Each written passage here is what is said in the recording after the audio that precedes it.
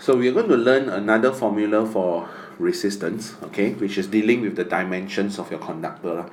For example, let's say you have a conductor with length L and the area is A. Alright, so the resistance of your conductor is proportional to the length of your conductor. Why? Remember, resistance here refers to the resistance to the flow of electrons. So as electrons flows through your conductor, why would it slow down? It's because it collides with the atoms of your conductor. And during collision, it slows down. So that is the source of your resistance actually.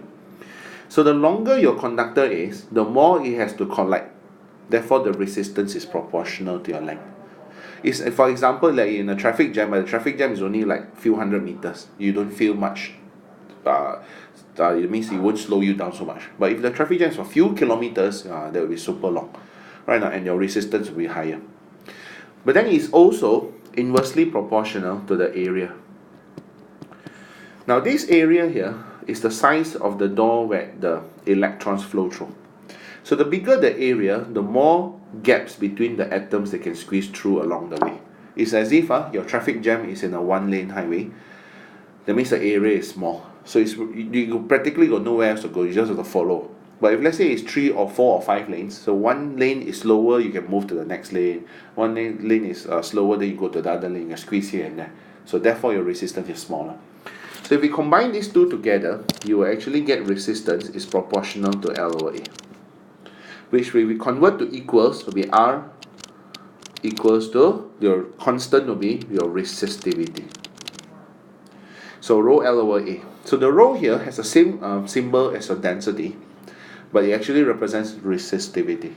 And the resistivity of the material is all fixed one. It's constant, regardless of the dimension. So same material, same resistivity.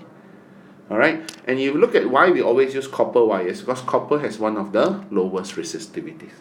Alright, now you don't have to memorize the values that will be given to you. Okay, and what's the unit for resistivity? We just have to rearrange the equation a bit. So your resistivity equals to RA over L.